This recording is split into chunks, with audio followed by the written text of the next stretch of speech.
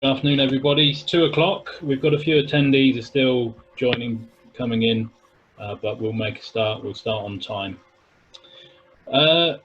Welcome, everybody. This is week 12 of the Basis Wednesday webinar series, and it is our last one of this series. We made the decision for various reasons, but it feels like things are at least starting to come back to normal. Some of us are getting back into older work patterns.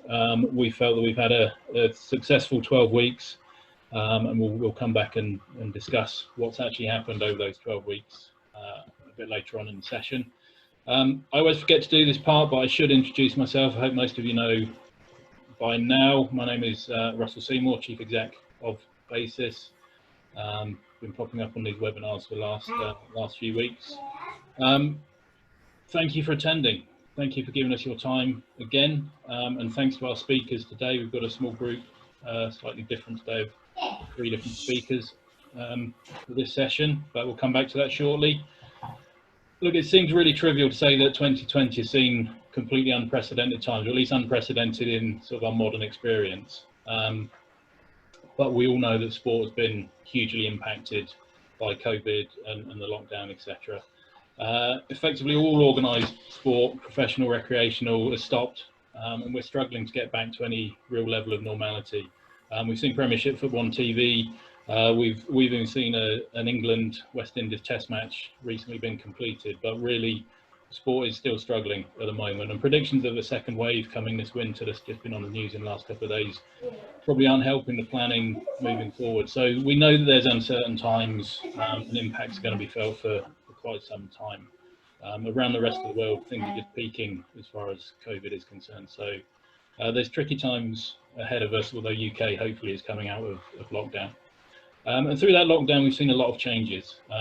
I've mentioned a number of times in my introductions to these webinars about the skies are bluer, the air is cleaner, there's fewer planes and fewer cars, and people have been noticing these changes. And there's been lots of surveys that have been suggesting that people do want to switch to a more sustainable lifestyle. And they need to be helped, they need to be facilitated in that, and they need to see it as a normal part of everyday life, and that includes in the sport that they play as well. National governments, including UK, international bodies like the United Nations, European Central Bank, have all been calling for a green recovery. But I think at the moment, very few details have actually emerged as of what that will actually look like. Most of the stimulus package that UK government has announced recently really seems to be encouraging people to spend in the way that they've always spent. There's not a lot of detail about how this green recovery is actually going to happen. It may take a bit of time to develop those approaches, but then that might mean that we lose some momentum. We start losing the memory that we actually wanted a more sustainable green recovery. We hope that we've generated some momentum over these Wednesday webinars and introduced some interesting things that you wanted to hear about. We've put together 12 consecutive weeks of content. It's been hard work, but it has generated a lot of interest. We've had a lot of responses from people. So in those 12 weeks, we've had 27 speakers by my count, well over 200. I didn't actually count up this morning, but well over 200 different people have attended these sessions, these webinars. We've heard from lots of venues, Wimbledon a couple of weeks ago, Principality Stadium, Oval Cricket Ground, Emirates, we've got Mike on the call again today, Sophia Gardens, as well as the MCG in Melbourne with our international flavour a few weeks ago. We've heard from administrators, operations and facilities managers, also professional athletes, politicians. We've covered subjects like communications, cleaning, single-use plastics and social issues, women in sport included in that. So as I said earlier, today's going to be the last of these particular Wednesday afternoon webinars. Lockdown's coming to an end, furlough schemes are winding down, and we're starting to get back to some level of normality. We will be providing more online content. You're on our mailing lists, so I hope you'll stay on there, and we'll certainly let you know what's going to be happening. We've already got a few webinars planned for the autumn, but we'll send out details as and when, as soon as we do have it. When I've introduced these sessions in the past, I've highlighted a few things that have happened in the week or two previously to that. I'm not going to do that today because we've got quite a lot to actually get through. But one thing did interest me, I read yesterday, that in the first half of 2020, we've seen around the world, there's been 121 record high temperatures and only one record low temperature. And I think that tells us a lot about the projection or the direction that the climate is going. The climate and ecological disaster certainly hasn't gone away through this COVID time, and sport needs to respond alongside every other sector and every element of society, and BASIS is certainly going to continue to push this agenda for the UK sports sector. So the idea for today's final session is we've got a few short presentations to highlight some of the great work that some of the people that have been on these calls are actually doing themselves. We're then going to open out to you, our audience, and you're welcome to actually give us your stories if you want to actually just speak for 2-3 minutes. Let us know what you've been doing. Also, we're going to have an open discussion where you can ask questions of us towards the end. We've got some of the BASIS board available, so if you've just got general questions around any issues around sustainability in sport, we'll be happy to try and answer those. So when we started these webinars, we thought we would be happy to get maybe 20 or 30 people on a regular call, and we broke that in the first week. We peaked at 120 registered attendees, and we've been averaging 60 to 70 people on these calls. So the success of these webinars has actually been down to you, the audience, people that are coming back every week. So we thank you for your interest, for your support, and we're going to look forward to working with you in the future to make sure the UK and UK sport is more sustainable moving forward. And I'm going to hand over to Chris Whitaker, the chair of the BASIS steering group, to introduce our speakers for today. Thanks, Russell. Yeah, as Russell said, I'm chair of the steering group, and it's actually a pleasure to welcome 3 speakers, which we've picked from the weeks that we've been doing the webinars, and each one of these has presented at a different time or been attending the webinars. So we've got Philip Russell from the Assistant Sustainability Director at the Royal and Ancient Golf Club, and they have sorry, not golf, not the golf club itself, golf, and they've done a presentation early on in the series actually. So, but he's going to expand a bit more on their 2030 work that they're going to be doing. And then we've got Zena Cooper from the Extinction Rebellion Cricket Club. A really interesting idea, and she'll talk more about that. And then Chris Broadbent from Planet Earth Games. He's the founder of Planet Earth Games, which has absolutely taken off in the last few months. So it'll be very interesting to hear from them.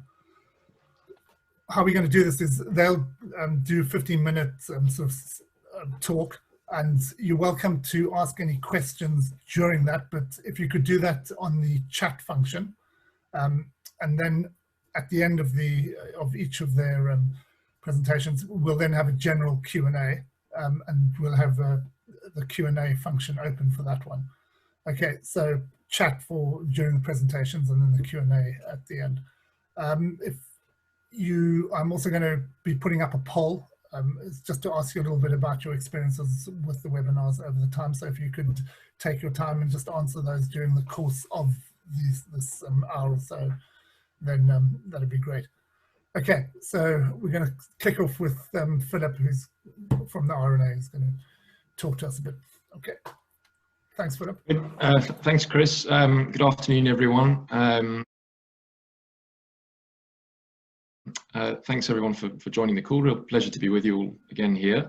So just as a little bit of background context from my side, as Chris said in the intro, I'm the Assistant Director of Sustainability at the RNA. We are a global governing body for golf, based up in St Andrews in Scotland. And essentially, if you were to look at the world map, we have jurisdiction everywhere outside of the US and Mexico. So we're working with some 143 different countries on behalf of around 36 million golfers around the globe. So our reach is pretty extensive, and I'm going to talk a little bit about what we're doing at the moment in terms of looking at the sustainable recovery of the sport from coronavirus, but also looking at some of the initiatives that we'd started before COVID hit, and explain a little bit about how we interpret sustainability for the sport and some of the support programs, initiatives, funding streams that we've started to try and help the sport build greater resilience to changing climate, as Russ had indicated in the introduction, and also looking at the very fast changing landscape in terms of availability of materials, water, land use patterns, and to give a little bit of insight as to where we see things going. I'm also going to touch on another big area of our work, which is the organising of the Open, because we organise the oldest of golf's majors, normally played every summer in July, and for us as an organisation, I mean, this really was the major impact that happened to us through the coronavirus pandemic, in that we had to cancel the Open Championship. And to put that in perspective, the last time it wasn't played was the Second World War. And for our organisation, that is basically the reason we're able to do what we do. The Open is the centre of our business. It's the key element in our annual calendar. So it's been a huge disruption for us. But I'm also going to talk a little bit about the work that we have been doing over the last years, and we'll be picking up with even greater vigor moving forward in terms of looking at the sustainability and legacy of staging a major sporting event like the Open. So hopefully that's a little bit of a context as to what I'd like to get through in the next 10-15 minutes. So I'll start off talking about one of the programs that, and I should make you aware, we launched this before coronavirus hit. We created a new project called Golf Course 2030. And the reason that we did this was in response to our recognition and recognition of organizations involved in golf all around the world, that the environment in which we operate is very, very quickly changing. And by environment, I mean the climate environment, I mean the resource environment, the regulations that are in place with regards to water use, chemical use. And we at the RNA knew we needed to do something to help the sport build resilience to these changing conditions. So Golf Course 2030 is in effect a research, education and communications program to address these challenges that the sport is facing now and is going to face in the years to come. We started it in Great Britain and Ireland as the test case, if you like, and we initiated the process in September of 2018, where we brought together key organisations working in golf across GB and I. And over the course of a workshop, we mapped out what the priority focus issues are going to be in the coming decade. And on the back of that action plan, as we termed it, we, the RNA, then put funding in place to help support projects that tackled those key issues. And as of today, we've got 14 research projects up and running. I'd encourage all of you, if you're interested, to have a look at those on our website. So if you go to rna.org, randa.org, on the Golf Course 2030 section, you can see some more details on the individual projects that we are funding. And we are looking at issues such as water management, coastal management, thinking about sustainable options for disease, weed and pest management. We're looking at the future of playing surfaces, and also thinking on the materials side about things like sand, the availability of sand, what will be the aggregates market in the years to come, and how might we need to evolve those. To date, there is over £600,000 of research funding committed by ourselves at the RNA. So it's, as I hope you recognise, quite a significant investment. And then we will be really working closely with the project groups to make sure that we maximise the communications output from these initiatives. So the whole idea is basically to identify the key priorities, undertake research work to address those priorities, and then to communicate those findings back out to the sport at large. We had started with GB&I, but we've also now extended it, and we're looking at other countries in Europe. We're working with Germany, Italy, Portugal. We are also looking at our bigger sort of our global footprint. We've started the project out in Singapore. And it is our intention in the years to come that we will look to extrapolate this out across our jurisdiction. And the ultimate vision would be to have in place a globally connected, interconnected system for research and education, looking at the challenges facing golf over the coming decade and what we as the industry can do to start to adapt to change, build greater resilience and greater agility to make sure that the sport is sustainable moving forward. So that's a very quick overview of the Golf Course 2030 initiative. Also talking a little bit more now about what we've done specifically in response to the coronavirus pandemic. We knew very early on when this virus hit that golf clubs were going to be really adversely impacted in terms of loss of revenue, the amount of jobs that are dependent on the day-to-day operation of golf facilities, with borders closed, tourism industry effectively shut down. We knew this was really going to hit a lot of the facilities that are dependent on the golf tourism market. And looking again close to home, thinking about the facilities across GB and I, we wanted to do something to help. So in May of this year, we launched what we called the RNA COVID-19 Support Fund. And this was a £7 million funding package to help the sport through this incredibly turbulent and disruptive few months. The fund's principally aimed at national associations and other affiliated bodies in GB and I, and in particular we're thinking about making support available to clubs and facilities via that national federation model. But we'll also be considering some investment streams that we can use to support other activities key to the future health and vitality of the sport here in GB and I. So from our side, that's been again a very significant chunk of investment over the last months, and that's been a project specifically in response to coronavirus. And a key theme underpinning that will be to try and help the sport recover, rebuild, to get facilities going again and make sure that they're in good steading as we do return to the new normal, whatever it is that that's going to look like. Just to finish off on the third section that I wanted to talk about on the event side. This is quite an interesting one for us because, as I mentioned in the introduction, we stage the Open every year. It's a major sporting event. We can have attendance up to and over 200,000 people on the ground. A global broadcast program. We have a hugely significant energy and transport footprint in terms of staging an event of that size, enabling temporary power, transporting players, VIPs, officials. So there is a sizable body of work that we're undertaking looking at the impact of staging that event. And this is something that we know is already well established across the major sporting events community.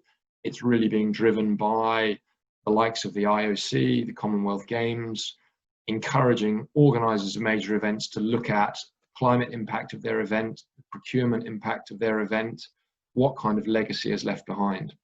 So we have a program for the Open called Green Links, where we are looking at issues such as single-use plastics at the championship, looking at our fuel burn, what red diesel we're using, looking at our waste handling strategy. So you can imagine there's a lot of food and beverage, there's a lot of materials used in the construction, build and fit out. So working closely with our contractors to make sure that we minimize the waste footprint. And an example of that, for the last several years, we've been successful in achieving a zero waste to landfill event.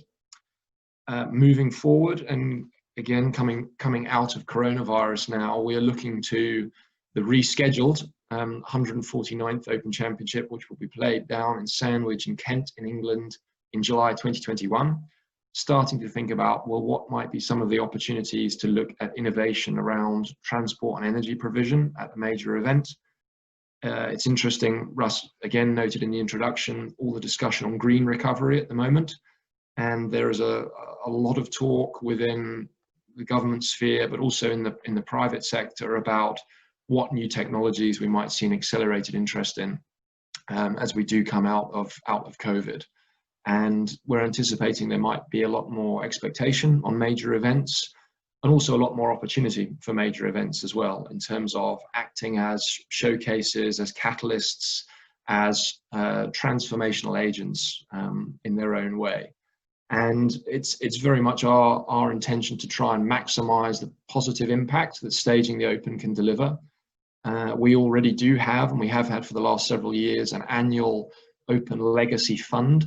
That's a direct investment from ourselves of £100,000 per annum into the local community around the venue. So that money is invested via the host local authority, via the local council, and we identify and support sustainability focused projects in the local community. That might be on health and well-being, it might be on youth sport, it might be on green spaces, but it's a tangible, allocated fund that we put in place to make sure that we're maximising the positive impacts that the championship does deliver each year. That's in a nutshell a quick overview of sort of the key programs that we've got in operation at the moment.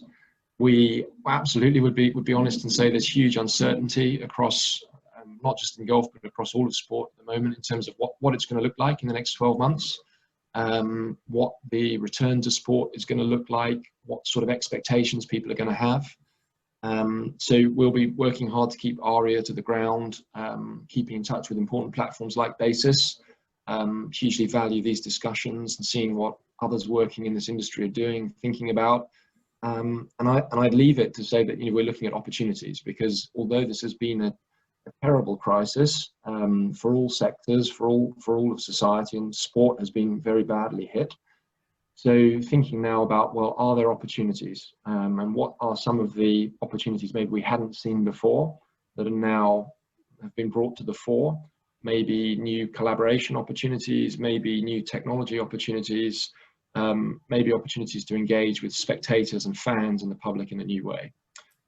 So we try and think on the positive and look on the positive, and doing what we can as a governing body to lead that process and be out at the front, forming those connections and trying to make good things happen. So I'll leave it there. It's a quick summary of what we're doing. We would welcome any questions now or later on in the session, whichever would be easiest and best in the running order. So thank you all for listening, and I look forward to the rest of the discussion this afternoon. Thanks, Philip. Thank you for a very brilliantly detailed overview of some of the really good work you guys are doing.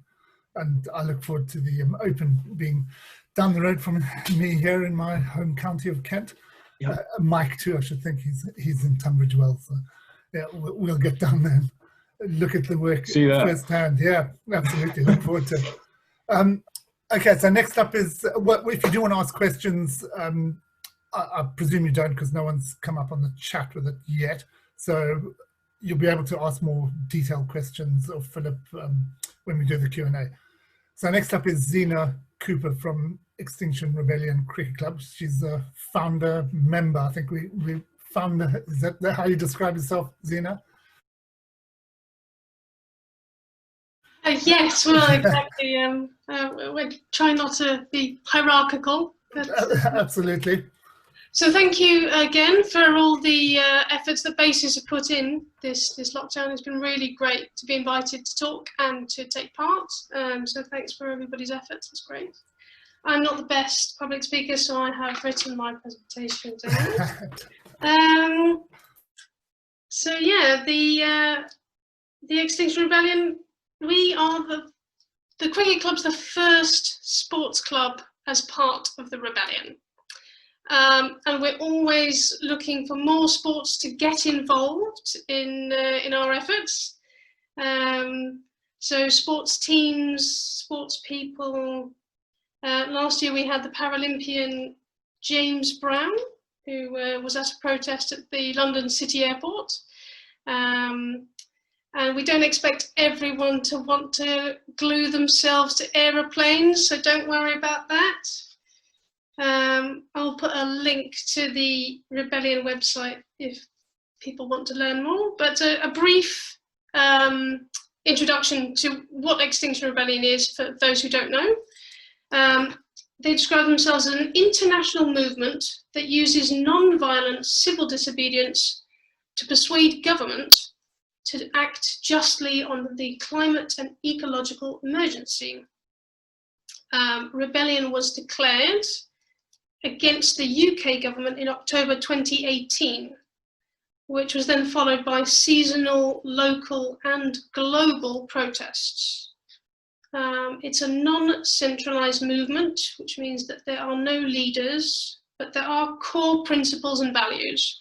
So in order to act under the banner of the Extinction Rebellion, you do have to adhere to the principles and values. A few of those include reflective learning, challenging ourselves and the toxic system, non-violence as a core principle, and a regenerative culture.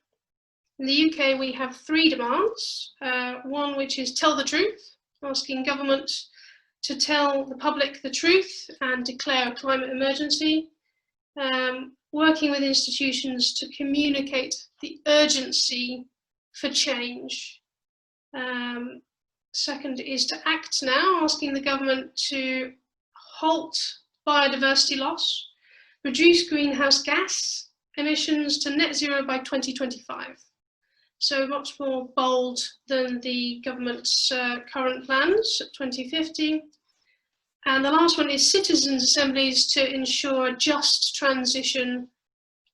So these are assemblies to inform citizens about any particular issue, and then asking people to make decisions to lay down policies. So, I mean, in my history, I've been to quite a few marches and protests, but attending the Extinction Rebellion felt really different. I mean, I was struck by the powerful images, the creativity, the change of the face of what activists look like. Most of the people were just ordinary souls, families, young kids. And that kind of environment really struck me because it harked back to a sense of the British summer fair.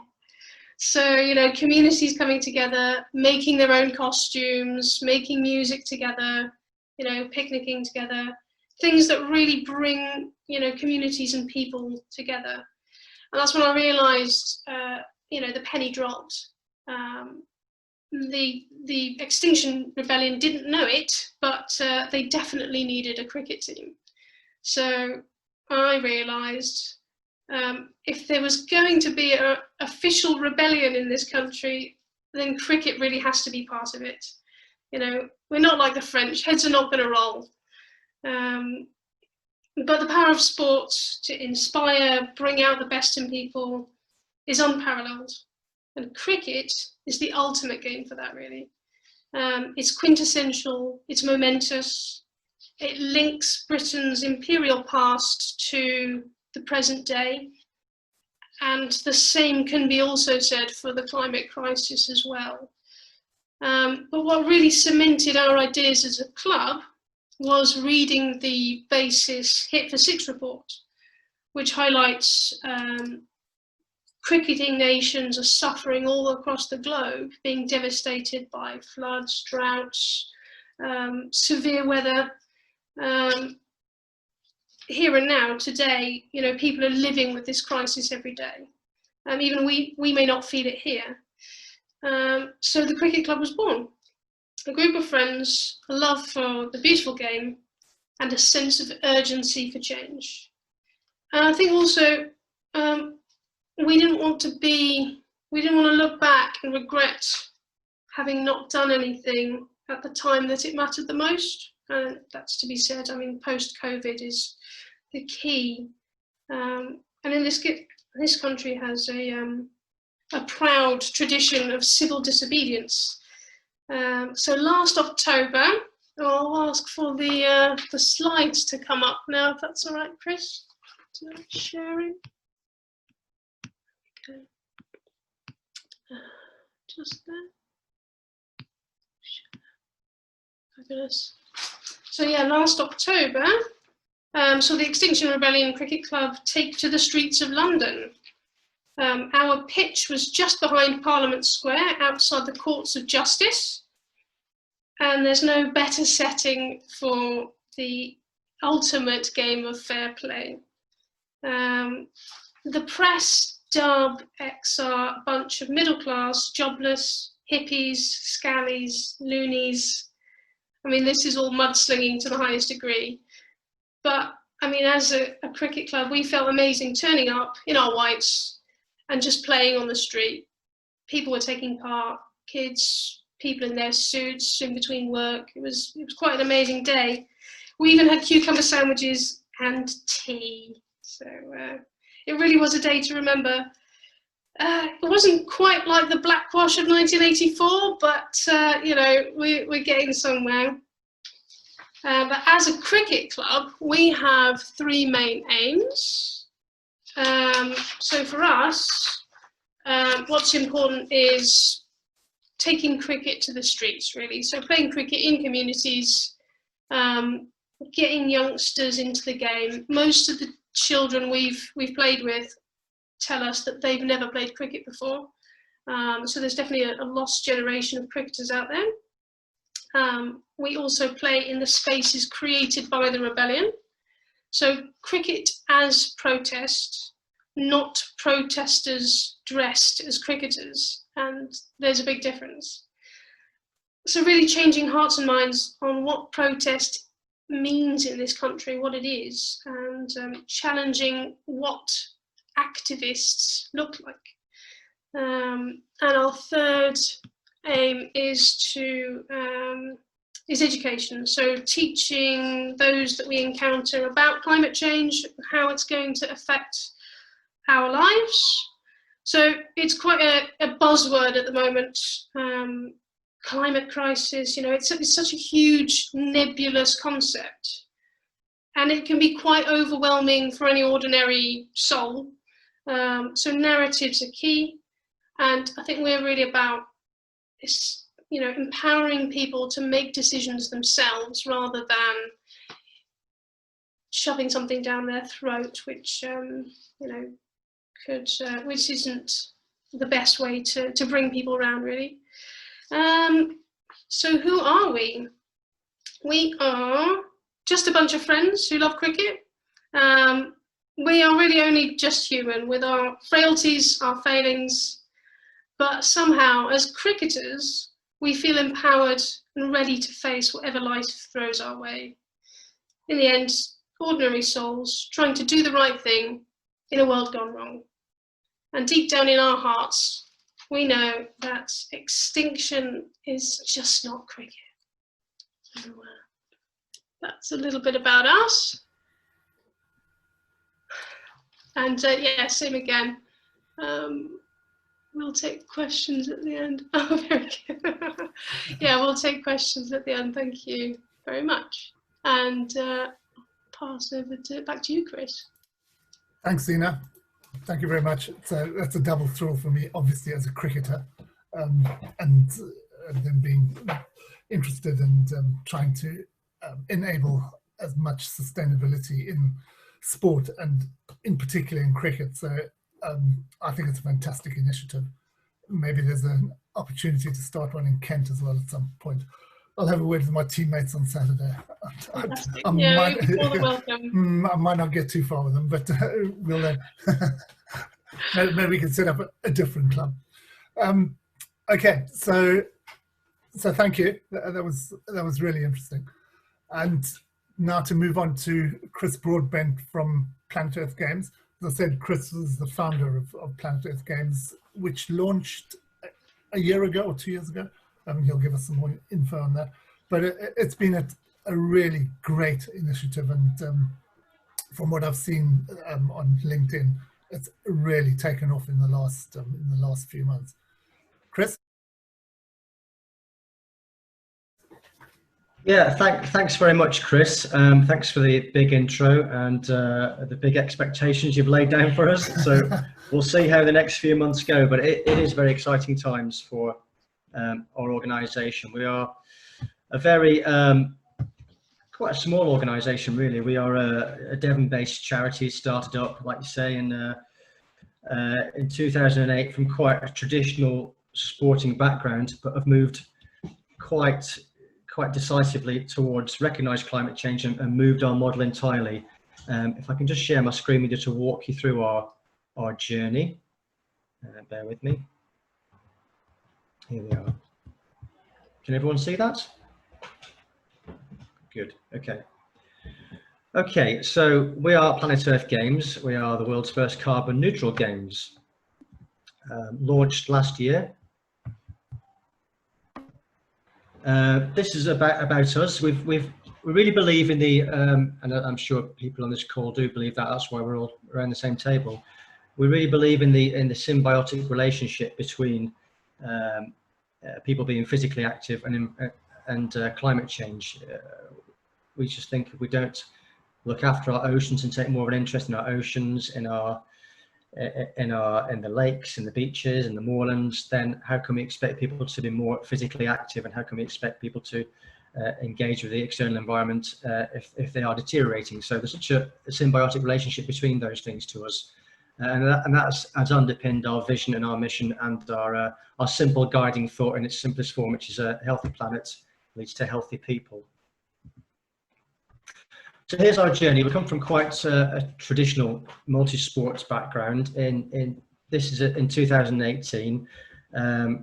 This was the Southwest Youth Games, as was then. That was our background, and before that as the Devon Youth Games. Quite a typical multi-sport community event. Teams linked to local councils representing their local districts in Devon and Cornwall, and coming together for a single day of sport in a mini Olympic style setting, taking part in sports like hockey, netball, cricket, rugby, quite traditional sports really. This was the last event we had. It actually was, I have to say, it was an amazing day. It's lucky for us, it coincided with the England-Sweden World Cup quarter-final. So we had this wonderful Olympics style day. At the end of it, we all sat around the big screen and watched England beat Sweden in the World Cup. So it was an incredible day. But there was just something about, despite the success, there was just something about it that we felt we are not quite meeting the moment here. There's something we're missing. There was I think firstly we started to think that, are we really making a difference to the people that we're working with, the young people that we're working with? And we felt that the people we're working with were already engaged in sports, and are we really making a difference to their lives anyway? We're just re-engaging with people. We're just engaging people that are already taking part in sports, are really making a difference to their lives anyway. I remember overhearing a girl at the netball saying to her friend, "I'll see you at the league meeting next week." So you start to think, what are we actually doing? What are we contributing to the process here? So that was one of the thoughts in the back of our head. Also, and this was before, this was pre-Greta Thunberg, if there is such an era. And this was, we were ordering our medals from China, and on reflection being made in not the way we do things in the future, cheaply. Ordering metals to come 6,000 miles towards us. Single-use plastic was prevalent in whatever we did. Crates and crates of bottled water, and we were burning fossil fuels in power generators at our events as well. And we were sort of thinking, is this right? Do we need to change this? So we did some survey work, and we surveyed our participants, and we found that, unsurprisingly, what they really cared about, most of all, was climate change and environmental sustainability. And we did a little bit of bouncing around of some perhaps rebranding what we do and redoing what we do to come up with the Planet Earth Games. So we went through this process of the Planet Earth Games. We had did some surveys. We also tested our brand, and we surveyed our brand, and we found that people instinctively understood this was about getting active. It's about multi-activity, but it's also about the environment as well. I think my favourite response as part of that market research was one respondent got back and their entire form was just filled with the words "bloody liberals," which I think we knew he got it. At least we knew he instinctively got what we were on about. So we've launched this quite a bold brand, Planet Earth Games, and this was our first effort last year. We hosted in Exeter. With these 4 principles behind the event: no single-use plastic, to leave no trace at our event, to use recycled materials. Our medals were made from sustainable wood and recycled ribbon, and be at the forefront of best practice in sport.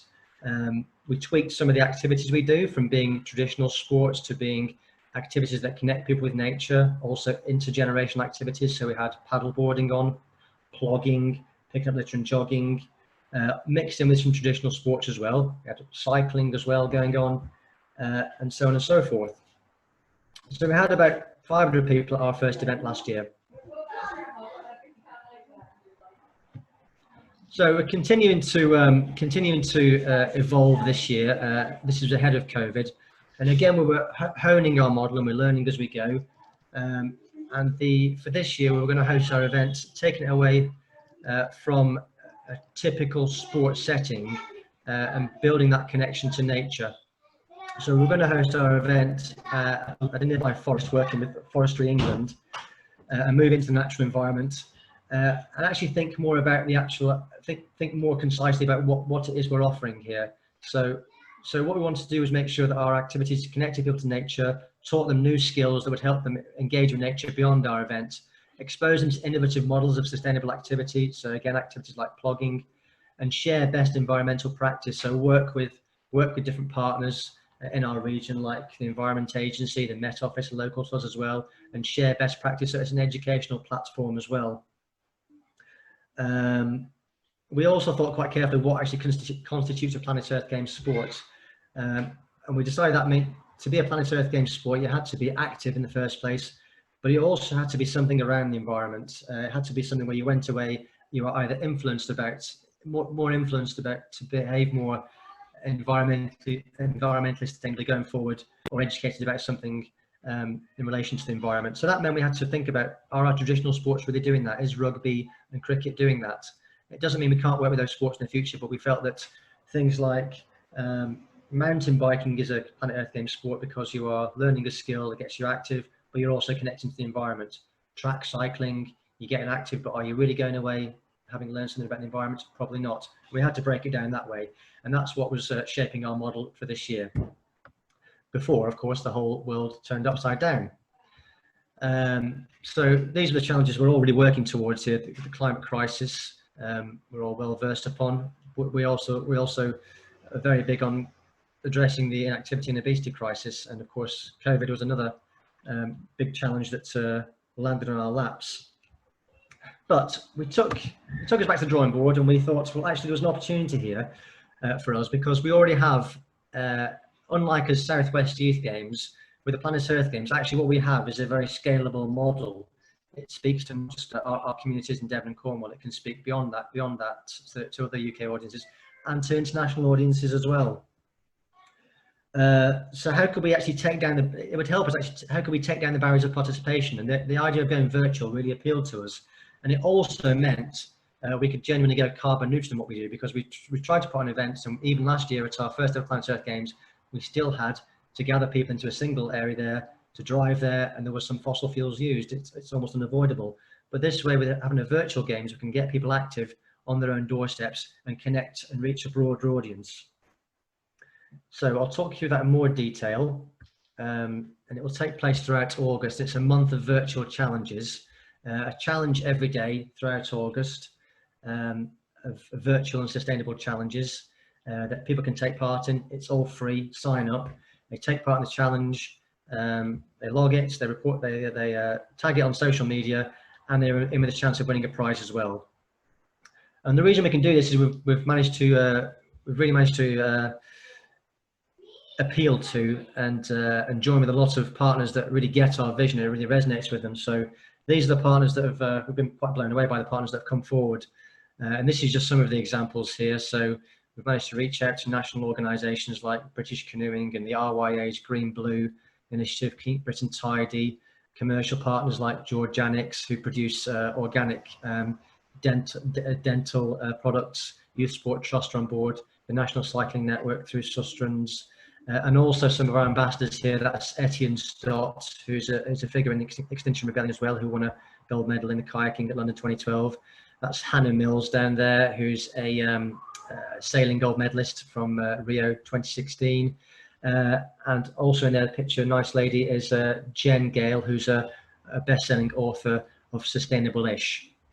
So we've managed to really engage with a lot of brands. In fact, we've been spoilt really. Rather than our initial targets of reaching 31 brands and ambassadors, we've exceeded that. We've got about 40 now, national and regional brands that can help us, that will set the challenges, provide the prizes, and help us amplify our reach massively. So this is three real takeaways from what we've done. Really, it's putting on the virtual events.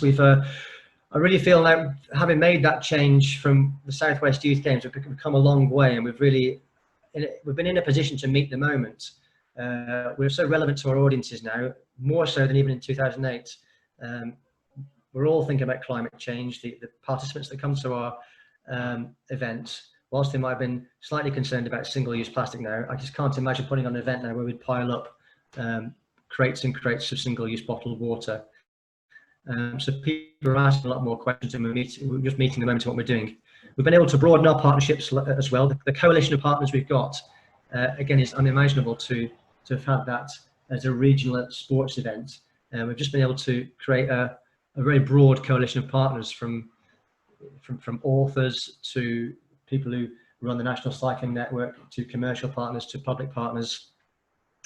And also, I think we're now uniquely placed to meet our objectives. And I mean this in terms of both our environmental objectives and our physical activity objectives as well. I think we are positioned to, the people that are already taking part in physical activity, we're in a position where we can influence them on their environmental sustainable behaviour. And I think people who aren't predisposed to take part in physical activity, but who are motivated by environmental sustainability, we can help them engage in healthy physical activity as well. So it feels like, you know, we can just be much more of an effective organisation, and that's what we're all about, really. We're just it takes place in August. We're ready to go now. The sign-up process is opening up this week. It's free to enter, and I'd just like to say thanks to BASIS as well, because they've been a big part of our journey on this. It's a big educational journey for us. I've been a shameless magpie and nicking ideas left, right, and centre on this, and I'm very happy for people to shamelessly nick what we do as well.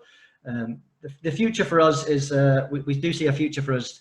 We'll see how August goes. We'll analyse that, but I do see a future in us in hosting virtual events. In the future, I'd like to license our event and take it out to other parts of the country and other parts of the world. And we also want to get re-engaged with traditional sports in terms of product development. So we'd love to get to a stage where we can put on traditional sporting events using the most sustainable sports equipment we can, made from recycled materials or sustainable wood and the like. And that's when we feel we can really re-engage with some more traditional sports that might not typically fit into our model now. So that's Planet Earth Games. Thanks for the time. I'm happy to take any questions, ideas, suggestions, whatever you've got, really. Great. Thank you. Thanks a lot, Chris. I didn't big you up enough there. It is a fantastic initiative. It really genuinely is. And like you say, I mean, hopefully in the future, you will be able to re-engage with traditional sports, because I think certainly on the junior side, there probably is a lot of really useful engagement work we could do. And, you know, the work Extinction Rebellion Cricket Club are doing obviously is something that would fit in very nicely with you guys. And you know, all the other traditional sports, golf, football, I mean, we all do connect with the environment, but probably you're right. At the moment, it's not perhaps in the way that it could be, you know, and that's what BASIS is trying to work towards. Yeah, I think there's something powerful. I mean, a lot of my background is in athletics. I'd love to put on an athletics meeting for equipment made from recycled materials. It might not seem like much, but if a young person is handed a bat on a relay race that is different to a normal bat and is you know, made from recycled materials, even that just speaks something to that young person. It says something that they otherwise wouldn't have picked up on a typical athletics meeting. Yeah, no, absolutely. And you know, athletics, when I did it at school, it was all on grass. You didn't have, there was no such thing as recycled tracks or synthetic tracks or anything like that. So yeah, I mean, there is definitely a a long-term connection, I think, that, and you know, it would bring people back to their roots, basically, of sport, which is what it's all about. Okay, so we're going to move into the Q&A section, and like I said on the chat, if you do want to ask the questions live, more than welcome. Just we can queue them up, and I can then allow you to speak live. So please start hitting us with some questions. But if any of the panelists, and we've got Mike Lloyd from the Emirates Stadium on the panel as well. So any questions around facilities, he'd be more than happy to help to answer, and Russ and I as well. So Russ, if do you want to kick off with a question, perhaps, or Mike? I've got a whole list of questions. Brilliant. Okay. Well, let's get the conversation going then.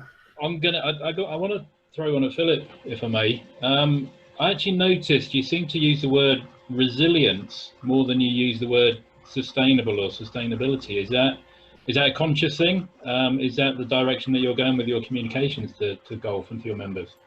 It's a very good question. We've had a lot of discussion internally as to around language, and we know that sustainability, although it's been used everywhere over the last years, it can often not be the best term to frame things in as well, because we've seen it can be a little bit of a misunderstood, poorly understood term, and in some ways it's also, there's a lot of different interpretations around it.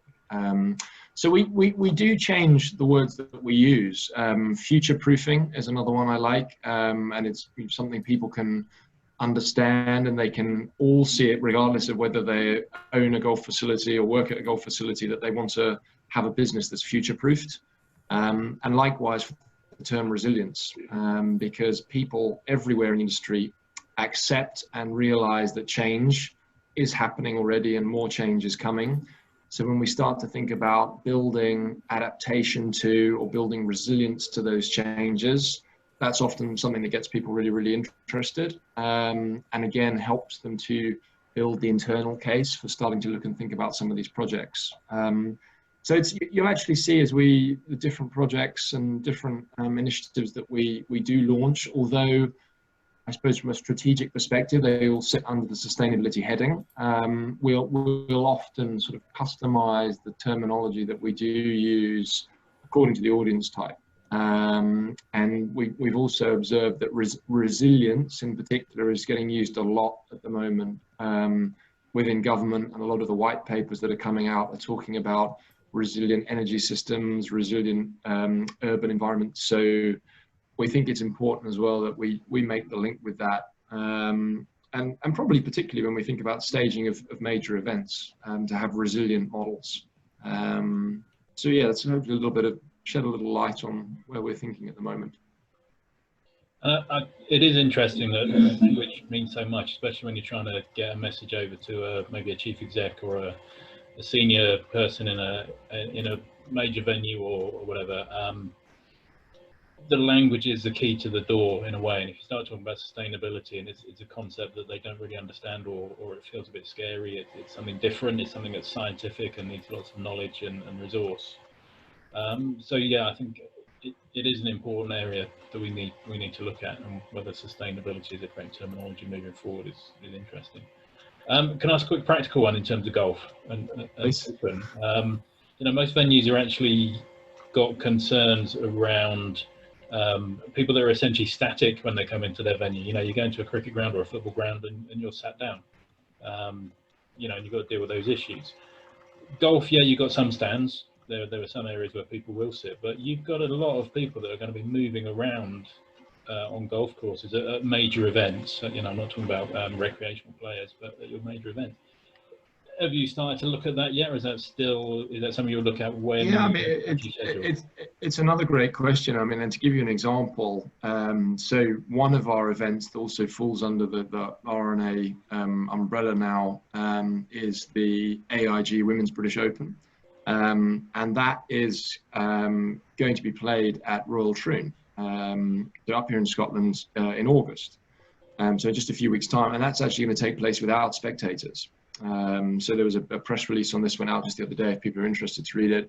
but we've been working very closely with our own expert advisors on health and safety, event logistics, working closely with the Scottish Government to develop a mechanism whereby you can have an event, but without spectators on the ground. And obviously, in this case, we're still, very, very close to the pandemic itself. And just as we slowly now in Scotland are sort of looking at the phased transition out of the lockdown.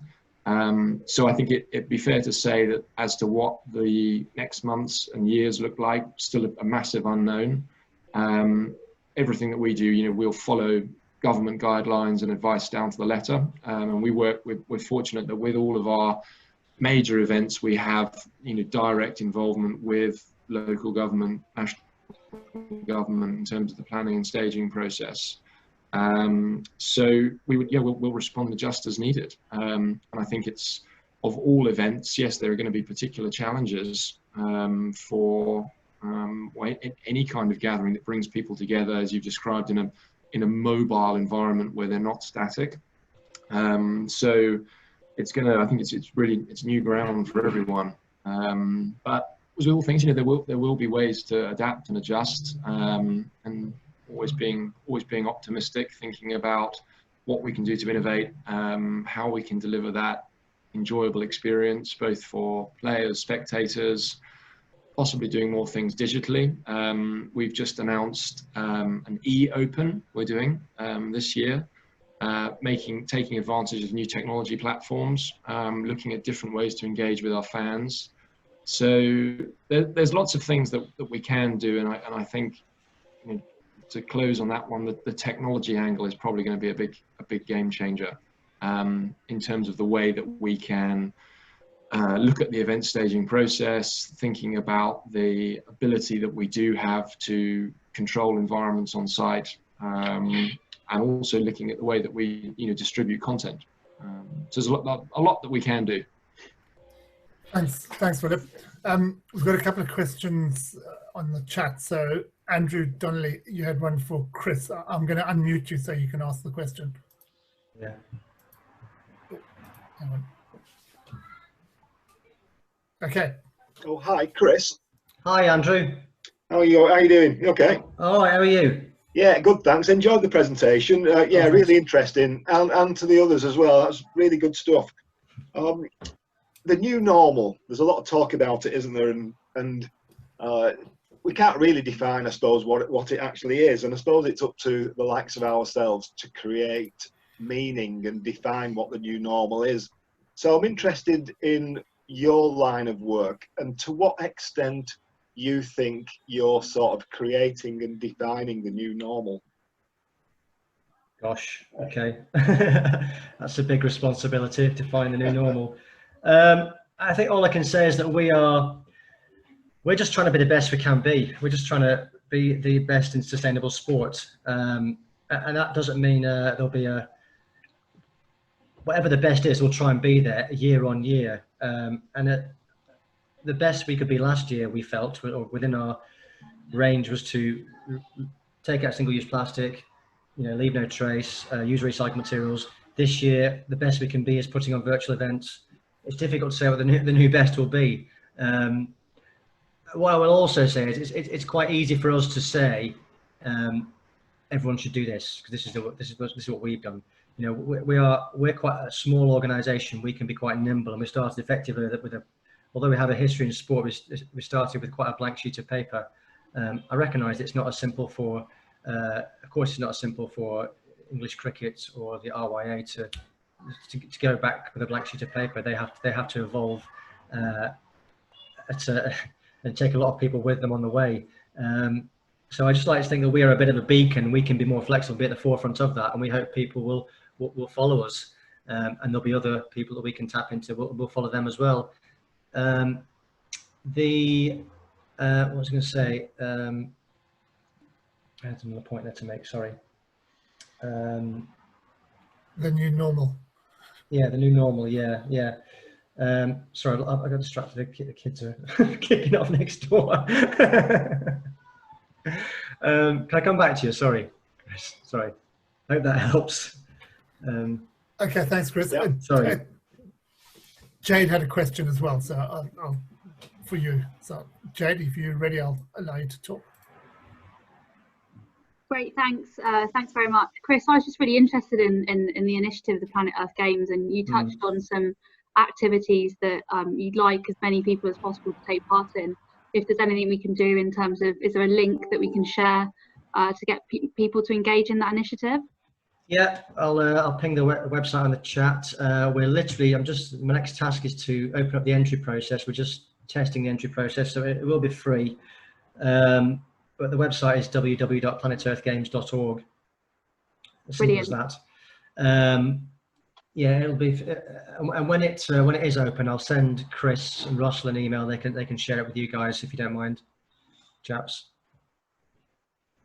And just to give you a preview, some of it's quite quirky. I'll be honest with you, it's quite quirky. It's some of it's quite physical activity. So going for a cycle on the National Cycling Network and taking a picture of a wildflower. Other things are making some coloured hummus as a vegan meal. So there are some quite quirky things on there. But by being as broad as possible, we hope we can engage with as many people as possible. Chris, can I just jump in with a quick question there? Chris Broadbent. Yep. You started off in the southwest and you're Devon based, but are you now? Is this now going national, or is it? Or are you geographically still focusing on the southwest for now? No, I think I'd like us to go national. I mean, that's just where our charity happens to be based, and that's where we've held our events. I think there's I'm using think because it hasn't happened yet, our virtual event. I mean, it's all the ingredients there for it to be a great success. I hope it is a great success in August, and I do see a future for the virtual event for us, because I think it can just help us knock down those barriers to participation rather than being in a corner of the country here.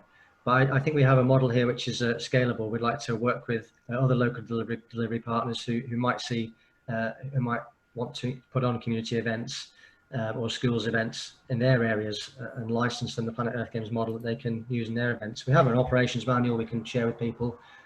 Already we can upscale, but of course it's difficult to see whether we can put on what the time scale is for us to put on events in the future. I do see a future where, when we do get beyond this, whether that's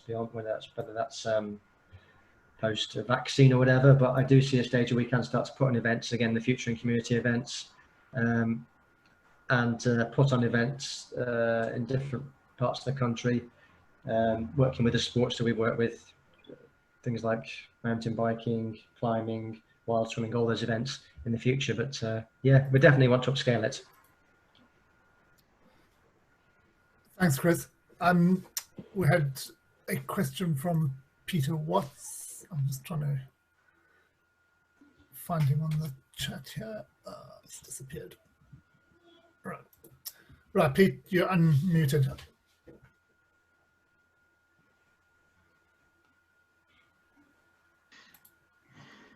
Peter, no, he's not. He's Peter Watts. No, he's not. No, I'm asking him to unmute. Oh, maybe. All right. Okay.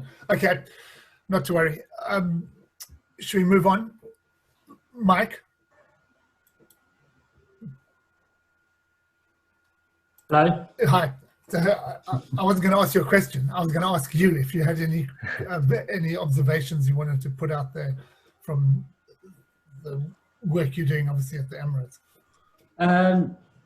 No, I mean, every time you come on these, you hear more stuff and more things you think we really should be getting involved with and kind of upping our game. So it's always quite inspirational to hear what everyone else is doing, and I always think I really need to do more. Well, yes. Maybe I won't let my boss come on here, otherwise he'll give me a whole list of jobs to do. True. Russ, have you had any more questions through? Yeah. Well, I've got some of my own. Okay. I wanted to bring in Zena again and just ask. I know that the Extinction Rebellion Cricket Club is based in Bristol, but is it literally restricted to that area at the moment? Are other people joining in? I know Chris says he wants to set up another arm in Kent already, but how does it work? That is the aim. So really, we don't want to be the only sports club, because we won't have anyone to play. We would like to set up some games against other cricket clubs but then also, you know, it's open for anyone to start their own sports club under the flag of the Extinction Rebellion. So if we're trying, really kind of like trying to point out how, similar to your report, that, you know, the crisis is bigger than just sport, and it's bigger than just politics, it's bigger than just schools, it's kind of everything connected. And to start connecting them actively by getting people involved. So yeah, we're the first sports club, but I would be amazed if other groups wanted to join, and yeah, have other rebellion cricket clubs around the country. That'd be great, because they've got these factions all over the country. So if each one had a cricket club, that would be amazing. And then we all come to London to play each other during rebellions, would be great. That's the kind of future plan. But at the moment, we're still fledgling. So. A national championship in the middle of the road. Blockade the road with a cricket match. That's good to me. What was my follow-up there? So do you actually play in a local league, or is there an aspiration for you to actually join a local league? Because I can see an opportunity to actually be talking to the other clubs, and you know, the information you've mentioned our Hit for Six report, I'll plug it one more time as well. You know, there's an opportunity to talk to the other clubs and just raise that awareness. So are you in a league? Is my not yet. So we've only just got our numbers up to around 11. It really is like herding cats, but before we even had 5 players, Froome wanted to play us, and you know, so yeah, there's opportunities to play other clubs, but obviously then the crisis with the COVID happened, so everything's just gone to pause for now. But yeah, that is another aspiration of ours, is to just get out there and be a functioning cricket club. We've got a pub, so that's the first thing on the list. Perfect, always helps.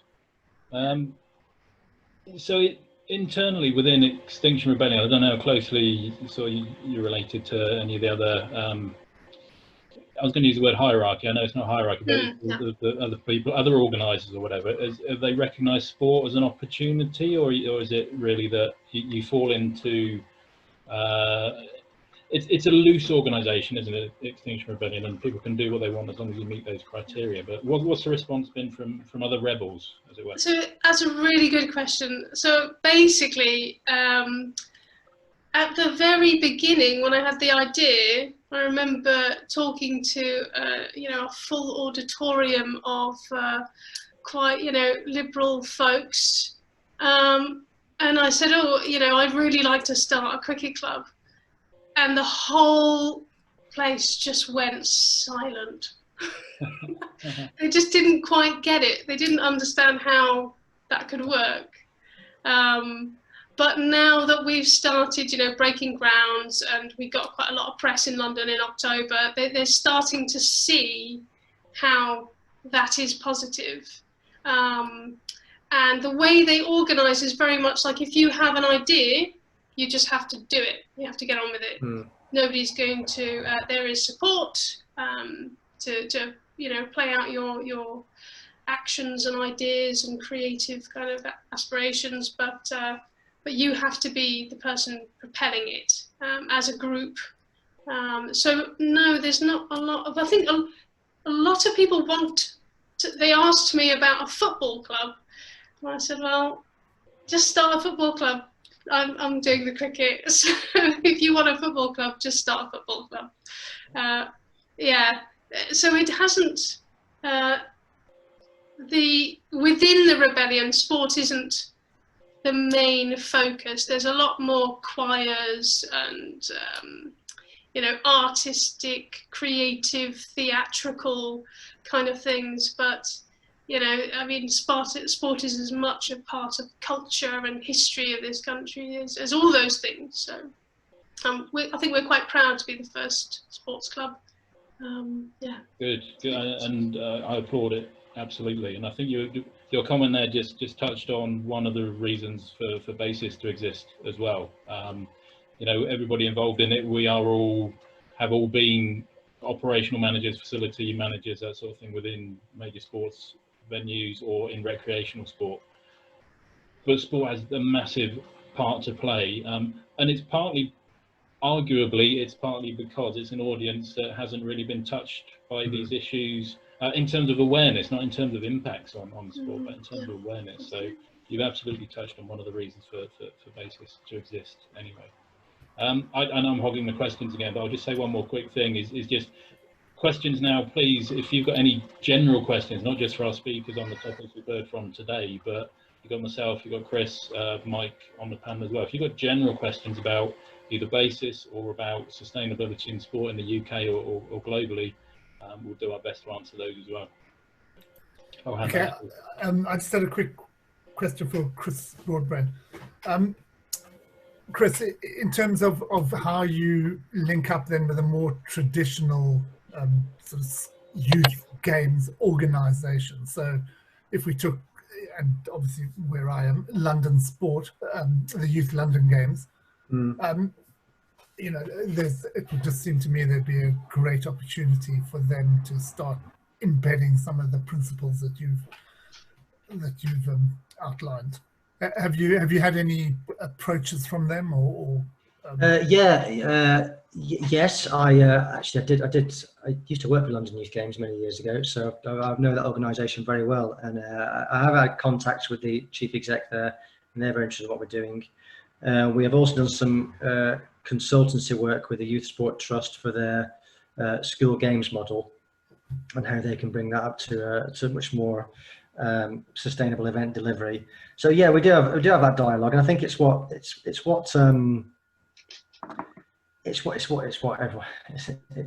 common theme in these calls, but it's that whole you know, sport is so tribal. I think all of us don't really realize the responsibility we have and the impact we can have. We are reaching audiences that aren't typically engaged in environmental issues, and we can really have an influence. You know, sport brings together such a mass of people that we can have such an influence on those people. But I also think, I'd be interested to see what Zena says, I also think on the flip side of the coin, I think by having strong sustainable principles as well, we can also engage a new audience of people that wouldn't typically get involved in sport and physical activity as well. So I'd be interested to hear if Zena has managed to engage people in cricket that wouldn't typically go to any of the cricket club, but because it's the Extinction Rebellion Club, they find themselves drawn to it. And I think that's something which I'll let Zena answer in a minute. I'll stop rambling in a second. But I certainly feel that some of the people who have come to our initial Planet Earth Games weren't the sort of people that would typically go to our Southwest Youth Games. I don't know if that's been your experience as well, Zena. Yeah, I would say so, definitely. Part of the cricket club is reaching out to groups that wouldn't normally be seen as activists, you know, which is the Black minority ethnic groups, for varying reasons, you know, tend not to take to the streets and use their political voice, reasons to do with empowerment and also with the police brutality and things like that. So the cricket club is a door in for people to come together and kind of use their voice in a way that doesn't threaten them in any way. But similar, like most of the club at the moment is cricketers, people who love cricket. The kids and youngsters that we play on the streets with, like I said earlier, like most of them, you know, they know basketball, they know things, but they haven't played cricket. You know, that is one of our national sports. So, you know, really reaching out and finding out that they love it. It's great. So yeah, we're not reaching kids who aren't into sport, but kids will play anything. If you give them the opportunities, they're up for it. If you take it to the street where they are, similar to where you are, you know, you're taking things to kids, don't expect them to come to you. But actually, I had a question for you, Chris Broadbent, because we were talking earlier about you know, medals and how you know, the status of athletics. You know, we have it's a big thing. The Olympics is a worldwide, you know, has such a huge status, and sports people have a platform to an extent. And I wonder what kind of powerful statement it might be if all the medals for one Olympics were made out of recycled plastic instead of the gold. And it's like it's like, what do we value, for example? So those sports people can say, look, that in itself is a statement to say, you know, we don't want gold anymore, we want to clean up the oceans or something like that, like big bold statements like that. Obviously, you know, your kids might make a recycled medal or something like that. You know, it can be part of a crafting activity. Yeah, we're idea quite that pleased. Yeah, we're quite pleased with our medals this year. They're made by a local supplier, and she's all recycled wood and recycled ribbon to make those. I think Tokyo actually is using recycled foams, isn't it, to make medals this year. But I agree with you entirely. I think, you know, I've been on a personal journey with this as well in the last couple of years or so. I think it just literally light bulb popped above my head when we're, you know, unpacking medals and unpicking, ripping plastic off crates of single-use plastic bottled water. And you find yourself now, even when you're watching sport or whatever, have been watching sport on TV and just seeing people even glugging on bottles of water and the rest. And I think we haven't quite got our Marcus Rashford or someone who just really stand up there and speak for elite sport in that way yet. I think that's what we really need. It's great for us to be putting in places the best practice and stuff, but we need that torchbearer, to borrow that Olympic cliche, if you like, to really you know, to put it at the forefront of the agenda. Chris, sorry, may I jump in with just one point, if I may? Yeah, sure. So just listening there on the single-use plastics, I know it's something that was discussed in the session a little earlier this afternoon as well.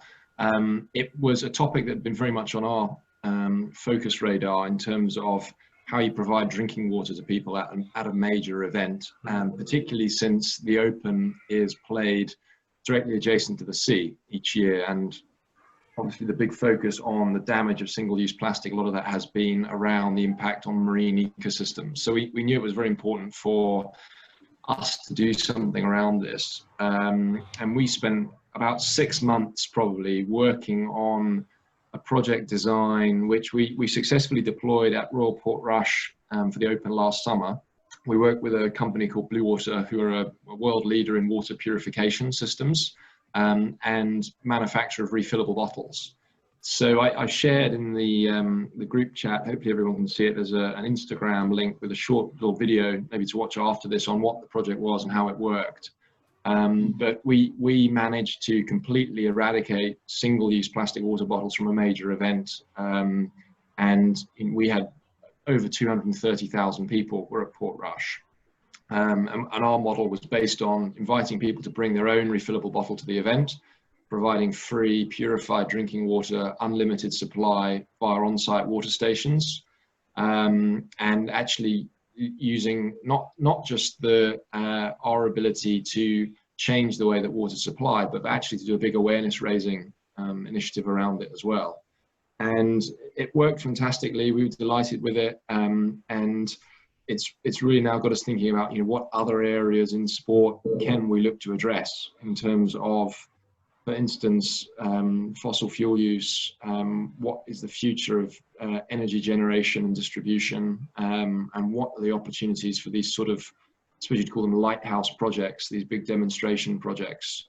But I think you're absolutely right in that, you know, sport's the key arena where people now are thinking about these topics. And if you're coming to an event and you're getting given a single-use plastic water bottle, I think that's an alarm bell for most people now, particularly probably the younger demographic. We've seen that, you know, people under 25 were particularly tuned into this, and we know that, you know, from a youth engagement, it's really important to be making these changes. So I think there's a big opportunity for all of us in this space if we can find the ways to deliver the projects and give them the visibility. Thanks, Philip. Thanks a lot.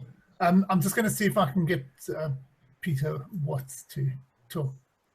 Peter, I'm trying to unmute you, or I'll bring you in as a panelist. That's probably the easiest way.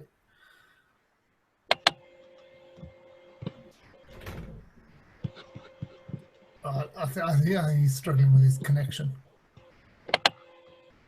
Okay, let's move on. We're coming up to the last 10 minutes, so the idea was that we would just do a quick reprise, and Russ will take us through that. So really just to round this up, but first of all, I just want to say thank you very much to all the panelists for what was a really excellent, I think, discussion around areas of sustainability that perhaps we haven't covered in that much detail during the series. So it's been great to have people like Chris and Zena and Philip on to really kind of give us what was some really great detail on what they're doing. Russ, are you ready to close up? I can just say a few things, bit off the cuff, and happy if anybody's got any other comments that they want to make. I'll just say that those of you that have seen the poll, thank you for those that have answered. There's still about a third of you that haven't, so if you can highlight the poll and just have a quick look and give us some feedback. It's heartening from my perspective that it's quite positive. In fact, it's very positive, but happy for you to send us through any other comments that you've got. And one of the key things for us as well is moving forward. You know, we're going to put on some more webinars. We're going to put on some more online content. Probably even be looking at doing some sort of more formal educational pieces in a more formal setting or whatever. But we've got ideas of what we want to do to help you guys out. But please let us know what you want from BASIS as well. You know, we can sit around as a group and come up with the ideas of what we think, but it's you guys that we want to help and support as well.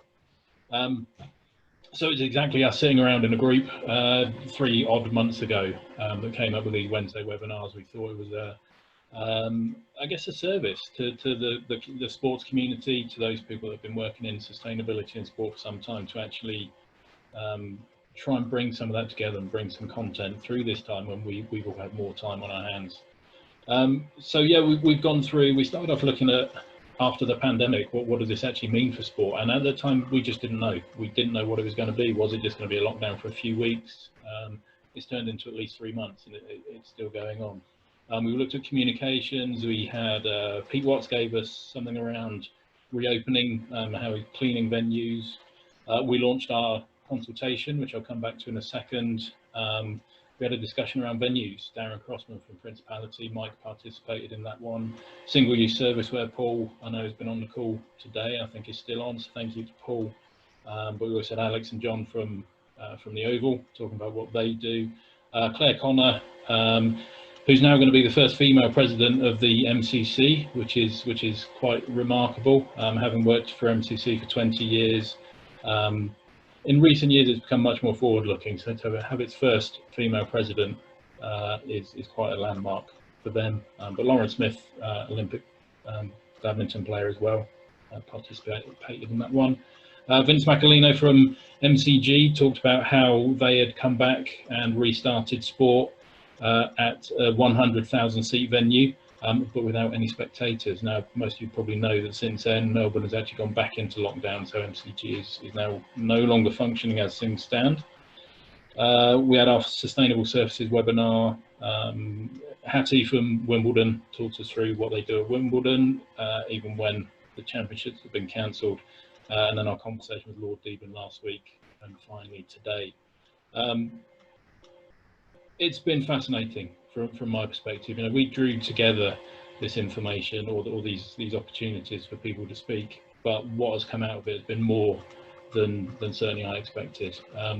Most of the content is now available on the BASIS website, so if you do want to review any of these sessions, then please do take a look. I'll mention the consultation again. We launched it probably about 6 weeks ago. We've got a lot of good responses. There's a lot of information in there, what people want from sport in general, not just from BASIS, but as a response to this and as a response to sustainability issues. I said earlier that the ecological and climate crisis have not gone away just because we've been in lockdown, it's still happening. And it will continue to happen. It will continue to impact sport, and it's something that we do have to respond to. The idea from the consultation perspective is we're going to spend the next few weeks getting more responses. The more we can get, the better. So we'll be producing a document in late summer, which will be a white paper, which we'll distribute as broadly as we can, and hopefully try and get some media attention, get a response from government. We will put it around for anybody who's interested to take a look at beforehand, because we want it to be a response to all of sport as best we can. Part of that will be some smaller group meetings and discussions about what should be into that document. So if you haven't responded already, please do. And there'll be a good chance that we'll get in touch and pull together some group meetings, maybe 5 or 6 people, just to talk through some of the details. We've got a certification scheme for BASIS for venues that was due to be launched just before the pandemic. We'll certainly be looking to push that out as soon as we think it's relevant, and venues will be back and working.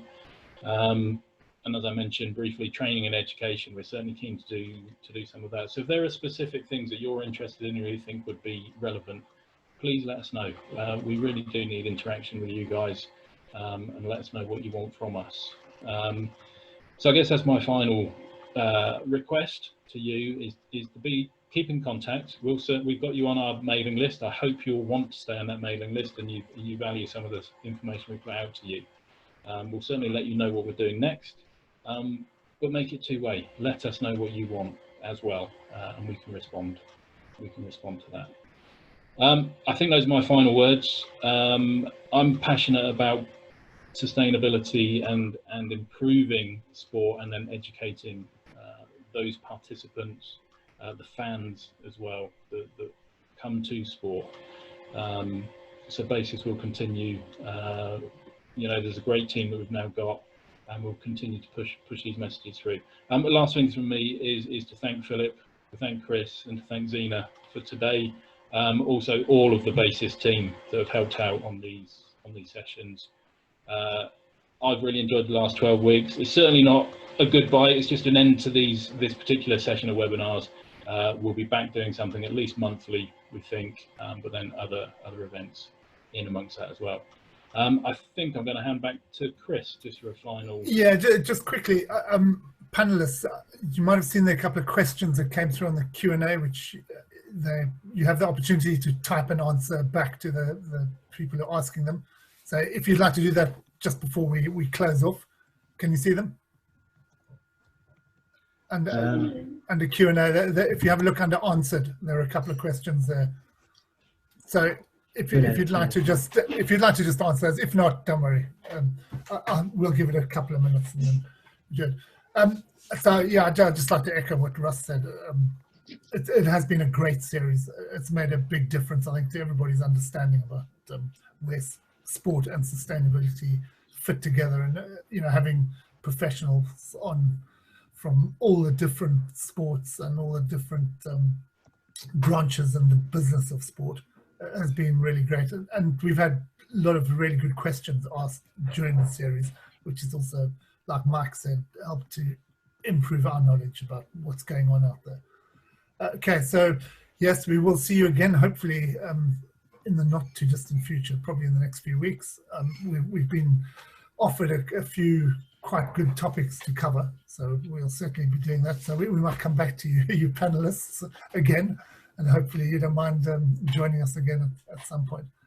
Okay, so hopefully you've all answered those questions, and we'll say goodbye there. Thank you all very much. Great. Thank Thanks you. everyone. Thank you. Bye. Bye. Bye. Bye.